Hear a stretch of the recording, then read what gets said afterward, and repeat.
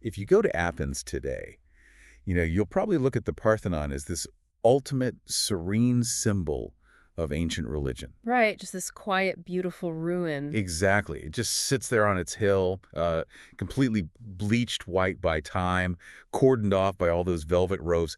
It just commands this really heavy, reverent silence. Oh, absolutely. But, I mean, if you were to step back 2,500 years, that whole image would just completely shatter. Yeah, it really would. Because back then, the Parthenon wasn't just some peaceful temple. It was, frankly, the ancient world's most heavily fortified central bank. Mhm. And the massive goddess sitting inside of it was literally wearing the national treasury. Which is such a wild concept for us today. But what's fascinating here is that this shift in perspective, it changes everything about how we understand classical architecture. Yeah, it really does. They have this tendency to just categorize these structures purely as, history, Mhm. and we strip away all the highly strategic, calculated, and honestly really chaotic reality that actually brought them into existence. Right. We just see the pretty columns. Which is exactly why we are pulling apart some incredibly unique source material for this deep dive today. Yes, I'm really excited about this one. Me too. So today we're looking at excerpts from an architectural archive novel, specifically a section called Chapter 3, Hymn of White Marble. And the format of this source is just brilliant. It really is. It tackles the archaeology through this narrative lens. So it follows two modern characters, Dr. Lehan and Grace Kim, who are walking through the present-day ruins. Right, but as they walk, they kind of mentally reconstruct the past. Exactly.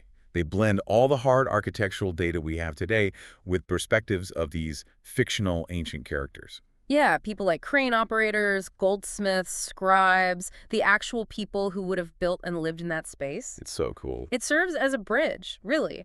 By using those narrative stand-ins, the text translates raw archaeological data, measurements and economic records, into the human pulse that drove the whole thing. It shows us the literal mechanisms behind the marble. And our mission for you today is to explore exactly that. We're going to break down how the builders of the Parthenon took these totally invisible, abstract concepts like democracy, economic security, sheer geopolitical power, and basically engineered them into a physical reality you could touch. It's basically propaganda carved into stone. Okay, let's unpack this. We are starting right at the climax of the physical construction.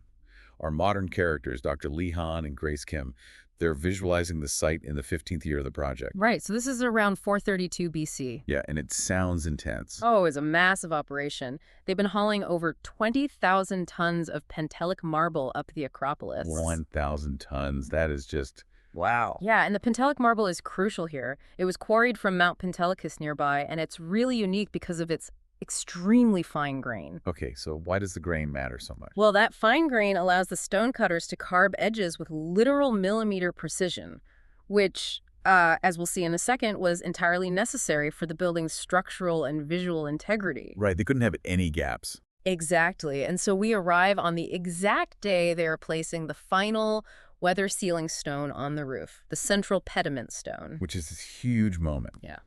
The source introduces a fictional crane operator named Demetrios to kind of guide us through it. Yeah, Demetrius is up there on this massive network of wooden scaffolding. Dealing with the crazy glare of the Mediterranean sun, I'm sure. Oh, yeah. And he's guiding this block of marble that weighs roughly 5 tons. 5 tons. And this is where, we really have to discard that old Hollywood idea that ancient construction was just thousands of enslaved people dragging rocks up a dirt ramp using brute force. Yes, thank you. Brute force alone absolutely cannot achieve the precision required for a waterproof seal on a stone roof. You just smash the edges. Exactly. So the architect, Callicles, he engineered this highly complex compound pulley system. Okay, break that down for us. So a simple pulley just changes the direction of your pull, right? You pull down, the block goes up.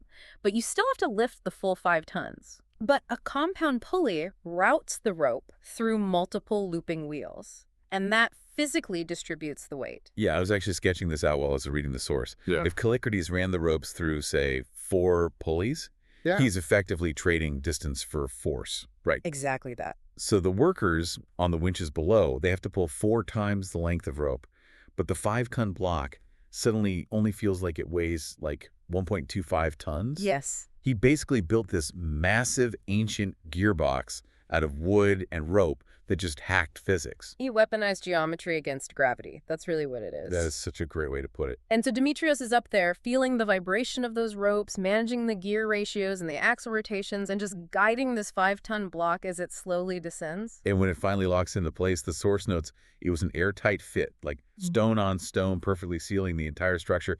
And they didn't even use mortar. Not at all. It makes me think of the vault door of a modern central bank. Oh, that's a good comparison. Right. Because if that 6 steel bank door doesn't click into place with absolute precision, the illusion of security is totally broken. The public loses trust. Yeah, you wouldn't put your money there. Exactly. And that pediment stone was the ancient equivalent. It proved to the thousands of artisans who had worked on it for 15 years, and frankly, to every foreign diplomat watching, that Athens possessed this unparalleled technical mastery. And that matters, because with that roof sealed, the structure officially transforms from a construction site into a functioning vault. A house for the goddess. Right, but a vault of that magnitude demands something of equal value to protect inside its walls. Which brings us into the cella. The dark, cavernous heart of the temple. Exactly. So the source takes Dr. Lee Hand into that interior space to finally face the Athena Parthenos. The centerpiece. Yeah, this was a 12-meter-tall statue of the goddess, crafted by the master sculptor Phidias. But importantly, it wasn't carved from stone. No, not at all. Phidias used a technique called chryselephantine. Chryselephantine, which means what exactly? It means ivory and gold. Wow. So the visible skin of the goddess, her face, her arms, it was all shaped from this incredibly delicate, smooth ivory. And the rest of her.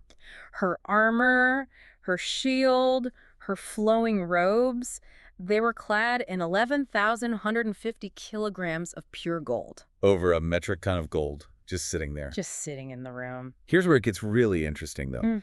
Because keeping a 40-foot statue made of those specific materials intact requires some serious environmental engineering. Oh, definitely. The source highlights this massive, shallow pool of water built directly into the floor at the base of the statue. And I have to admit, when I first read about a pool of water inside a dark stone room, I just assumed it was for, like, religious purification. Sure, like a holy water font or something. Exactly. But the text explicitly states it was a climate control mechanism. Yeah, this is so clever. Athens has a really dry, arid climate for much of the year, right?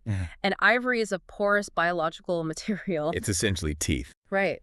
So if you leave massive sheets of ivory in a dry, enclosed stone room, it will rapidly lose moisture. It'll warp, crack, and eventually just splinter apart. Wait, so they essentially built a giant divine room humidifier? They absolutely did. The pool of water provided this constant, localized microclimate of humidity.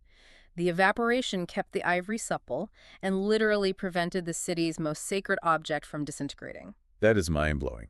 But the engineering of that pool actually does double duty, right? Because it serves both climate control and these crazy theatrical optics. Yes, the visual effect. The source describes the dedication ceremony led by Pericles. They timed the opening of the massive eastern bronze doors so that the dawn's first light shot straight into the room. And because the pool was shallow and perfectly still, it functioned as this massive dark mirror. Oh, wow. So the dawn light hits the surface of the water, bounces sharply upward, and illuminates that ton of gold on the statue from below. So in a room with no windows. Right. Lighting the statue from beneath created this ambient, supernatural glow that just filled the entire space. The engineering served the aesthetics perfectly to manufacture this overwhelming sense of the divine. It's ancient special effects. Totally. But the illusion of the divine was actually hiding a very pragmatic, earthly reality. A real secret. Yeah. So our modern characters observe a fictional goldsmith named Menon, and he is doing the final checks on the statue's golden robes. And Menon knows a secret about the chryselephantine technique. A very important secret. Those gold plates weren't melted or fused onto the statue at all. They were bolted onto a complex wooden armature underneath, meaning they were fully removable. And if we connect this to the bigger picture, this is the crux of Pericles' entire economic strategy. It's the world's most glamorous liquid asset savings account. Exactly. To the average Athenian citizen, that glowing golden giant was just their divine protector. But to the statesmen and the generals, those 11,150 kilograms of gold were a highly calculated, meticulously audited national reserve. They literally built an emergency fund and strapped it to a deity. It's brilliant. By attaching the city's wealth to Athena, they effectively insulated the treasury from domestic political squabbles or, petty theft. Because to steal from the statue is sacrilege. Right. It's an offense against the gods punishable by death, but by ensuring the plates could be unscrewed and physically weighed, which they periodically did, just to ensure no one was skimming off the top, they guaranteed that if the empire ever faced a catastrophic war or a famine, they could literally liquidate their divine assets to survive.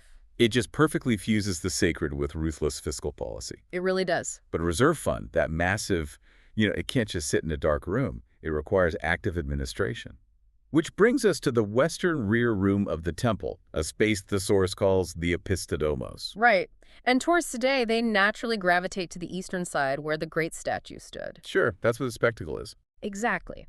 The western room, however, was where the worldly power of the Athenian Empire was physically managed. This was the central bank for the Delian League. And the Delian League was that massive military and economic alliance of Greek city-states that Athens basically controlled. Right? Yeah, it was their empire. So the text introduces a fictional scribe named Lysias, sitting in this western room, weighing bags of silver tribute and tallying taxes on wax tablets. And he looks at the massive marble columns surrounding him, and he notes that these pillars don't just hold up the sky. They uphold the prosperity and freedom of Athens. Lysias is observing the psychological weight of the architecture itself. Right. Because the builders didn't just rely on heavy bronze doors to project security. The entire Parthenon was constructed using a strict 4.9 mathematical ratio. Okay, let's talk about this ratio. So the width of the temple compared to its length is 4:9. The diameter of the columns compared to the distance between them is 4:9. This fractal-like consistency just repeats throughout the entire structure. Wait, I'm stuck on this 4.9 ratio thing. Because I understand that architectural math is impressive on paper, sure. But if I'm like a deckhand from the port or a diplomat from a rival city-state walking up that hill, I'm not doing geometry in my head. No, of course not. Right, so how does a ratio actually project economic stability to someone who doesn't even know the math? Well, you aren't doing the math consciously, but the human brain is just a massive pattern recognition machine. Okay. When you walk into a space where every visual element is bound by the exact same proportion, your brain processes that extreme symmetry as order. And in the human mind, order equals permanence. Oh, I see. Right? It's the opposite of the chaos of nature. It instills this deep subconscious confidence. It's the exact same psychological trigger that prompted 19th century banks to build those massive granite facades with perfectly evenly spaced columns. The geometry silently tells the viewer, this institution is immune to chaos. Your money is safe here. Wow. It's literally a physical manifestation of trust. Exactly. But there is a detail on the exterior of the building that kind of breaks from traditional expectations of a sacred space. The frieze. Yeah, the source describes the continuous frieze, this carved stone ribbon running around the upper walls, which depicts the Panathenaic procession. Now, it features the gods, which makes sense. Sure. But it also prominently features ordinary human beings, cavalrymen, everyday youth leading sacrificial animals. So what does this all mean? Why put ordinary, everyday guys next to gods on a sacred building? That decision is perhaps the most revolutionary aspect of the entire design. Scholars often refer to this frieze as the Stone Constitution. The Stone Constitution? Yeah, prior to this moment in history, temples strictly depicted mythology. Gods fighting monsters, legendary heroes from a distant, inaccessible past. Nothing contemporary. Right. But Callicrates and Phidias, they took the contemporary citizens of Athens, the people who actually voted in the assembly, and rode the naval ships, and elevated them to the exact same visual plane as the divine. It's like they were saying democracy itself is a divine act. Like the act of paying taxes or voting is just as sacred as a god fighting a titan. That's precisely it. By placing the citizens on the very walls that housed the state treasury and the goddess, they made the invisible institution of democracy into a massive, undeniable reality. They carved it in stone. Literally, they were broadcasting that the people, the wealth of the state, and divine favor are not separate concepts. They are one single, unbreakable entity. And if you've engineered a structure that perfectly encapsulates your entire civilization's wealth, religion, and political system, you definitely want to make sure everyone sees it in the most imposing way possible. Naturally. This is where the source kind of zooms out. Dr. Lee Hahn stands at the Propylaea, which is the grand monumental gateway leading up to the Acropolis. And here is where we see the urban planning genius of the overarching architect, Iktinos, and how he manipulated visual psychology. Yeah, because picture yourself walking through a massive gateway Yeah. toward a monumental building. You'd expect it to be dead ahead, right? Yeah. Lined up perfectly parallel so you can just walk straight to the front door. Right, like a grand boulevard. Exactly. But the source notes that Iktinos deliberately placed the Parthenon off-axis. It's skewed. So when you emerge from the gateway, you don't face it straight on. You are forced to look at it from an angle. And that choice dramatically alters how the brain processes the sheer mass of the structure. How so? Well, if you approach a rectangular building perfectly head-on, your eyes only perceive a flat, two-dimensional facade. It just looks like a wall. Oh, I see. It's like ancient forest perspective. Mm-hmm. By skewing the approach, you see the solemn, heavy front columns, but you also see the long, rhythmic side columns simultaneously. Exactly. The brain suddenly registers the true 3D volume of the space. It stops being a flat building and becomes this giant, freestanding sculpture. Yeah, Iktinos basically designed the urban layout to ensure the Parthenon was always viewed from its most imposing, heavily weighted angle. Making sure it's always photographed from its good side, basically. Exactly, yeah. He maximized its physical presence in the viewer's mind, because this visual dominance wasn't just intended for the people walking through the gates. It was designed to anchor the entire region. Right. And the source leaves us with this brilliant little vignette of a fictional merchant named Stratos, who was returning from a 5-year, grueling sea voyage. I love this part. Me too. Wow. Imagine you're that merchant coming home. Stratos sails back into the port of Piraeus, which is miles away from the city center. He looks up toward the horizon, and he sees this gleaming white giant crowning the hill. The text describes him seeing the golden flash from the goddess's spear, reflecting the Mediterranean sun all the way out into the harbor. And this raises an important question about the psychological impact of architecture, because that building served as an omnipresent psychological safety net. An anchor. Yeah. Every single day, whether you were a merchant navigating the sea, a politician arguing in the assembly, or just a farmer working the surrounding plains, you could look up and see that mathematical perfection. Wow. It was a constant visual reminder that you belonged to a powerful, protected community. It anchored your whole identity. We started this deep dive looking at a ruin, a quiet, static museum piece. Right.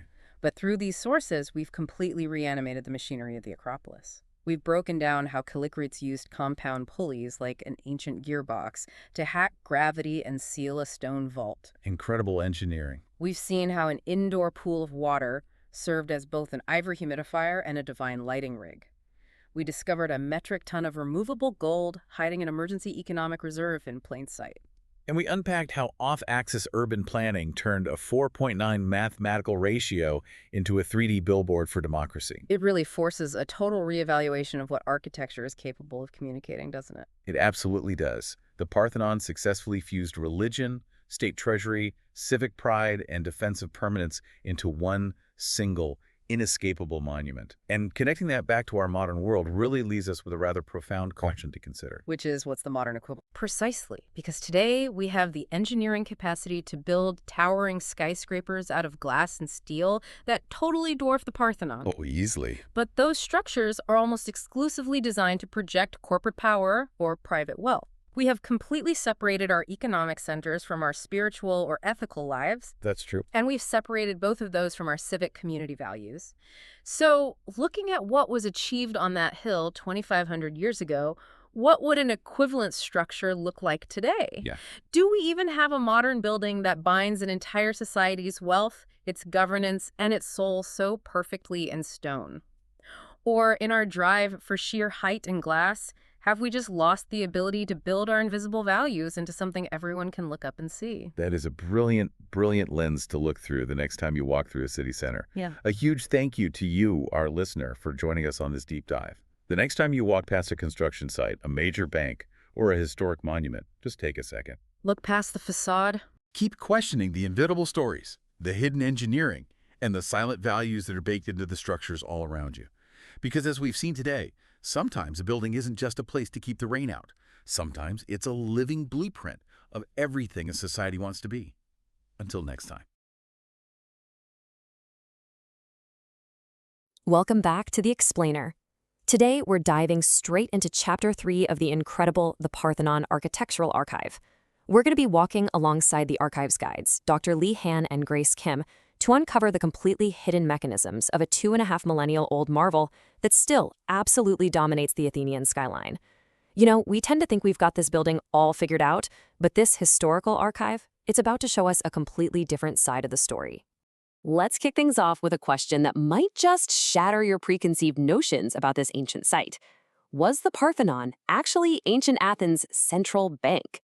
When you picture the Parthenon, you probably imagine pristine white marble columns, ancient philosophers strolling around, and just quiet, divine worship. But what if I told you to look at it not just as a temple, but as the bustling, highly secure, deeply fortified central bank of a massive ancient empire? Crazy, right? To truly wrap our heads around this, we're going to take a guided spatial tour through 4 key areas today. First, raising the final block. Then, the golden goddess. Third, the ancient central bank. And finally, the white giant. All right, let's jump right into section 1. Raising the final block. The engineering feat. I want you to imagine standing right there with Dr. Lee, near the east pediment. The air is just thick with the sounds of thousands of workers, and this massive, sprawling wooden scaffolding is literally blocking out the Mediterranean sun. To build this, step 1 was erecting that scaffolding. Step 2, rigging composite pulley systems. And step 3, converting gear rotation into lifting force. The architect Kallikraus didn't just rely on the sheer brute force of his workforce. He designed this incredibly sophisticated system that actually converted pure geometric mathematics into physical lifting power. He essentially built a machine to conquer gravity. To really put that into perspective, think about the number 5. Through the eyes of the archive's fictional crane operator Demetrios, we can practically feel the immense, terrifying vibration of those taut ropes. They were hoisting a massive 5-ton block of solid marble high into the air. Let me tell you, one tiny slip and it would be an absolute disaster. The meticulous care it took to guide that monumental 5-ton stone into the exact apex of the roof's triangle, it's just a staggering feat of engineering. And the deafening thud of that final stone locking seamlessly into place, that marked the culmination of 15 agonizing years of labor. Get this, the whole project utilized over 20,000 tons of pentalitic marble. 20,000! It wasn't just about closing up a roof. As Grace Kim points out in the archive, that final block was the ultimate symbol of unity.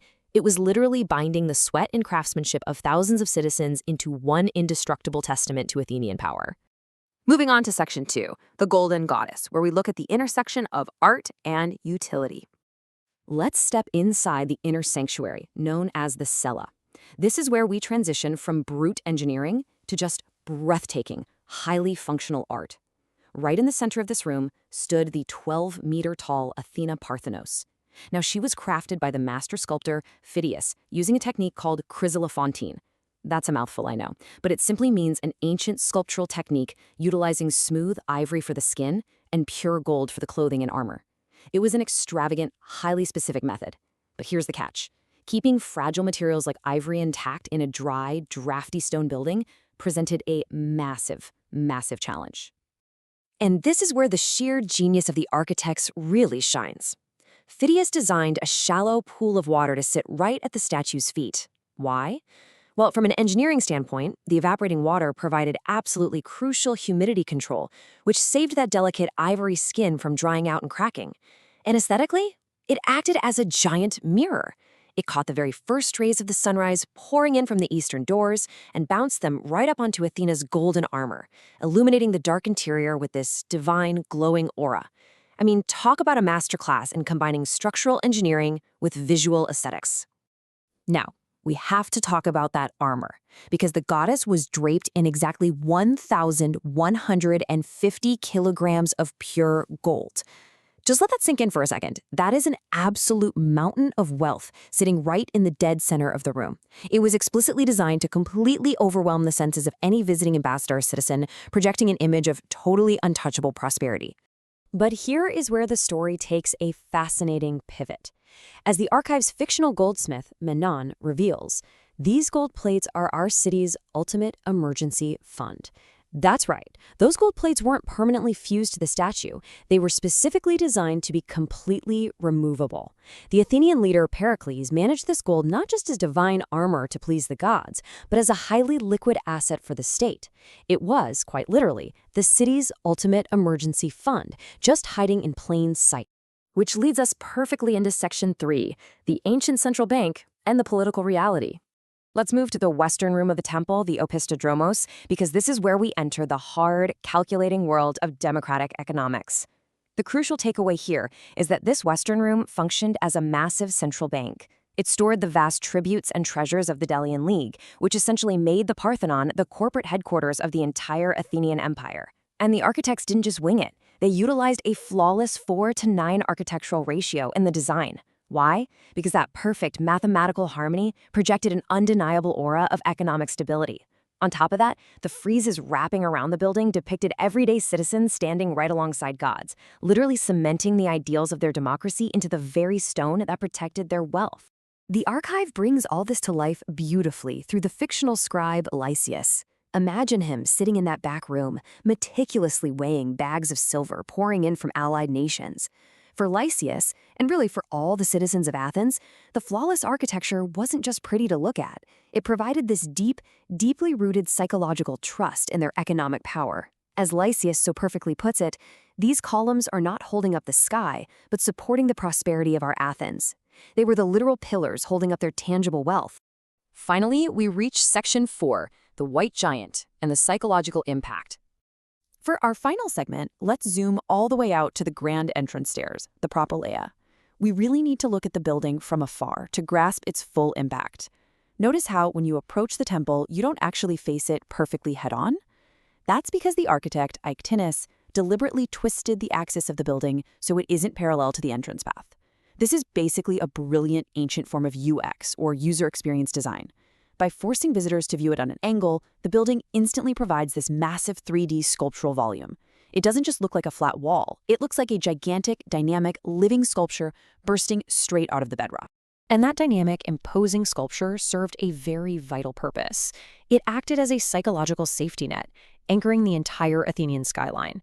The archive illustrates this point beautifully with the fictional merchant Stratos. Imagine Stratos returning from a long, incredibly dangerous sea voyage. He looks up from the distant Piraeus harbor, and seeing the golden flash of Athena's spear reflecting the sunlight, that told him he was home. It was the ultimate inescapable symbol of safety, order, and civic power. Wherever you were in the city, the White Giant was always watching over you. As we wrap up this explainer, I think it's clear that the Parthenon was so much more than just a temple. It was a masterpiece of engineering, a highly liquid central bank, and a calculated tool for psychological assurance.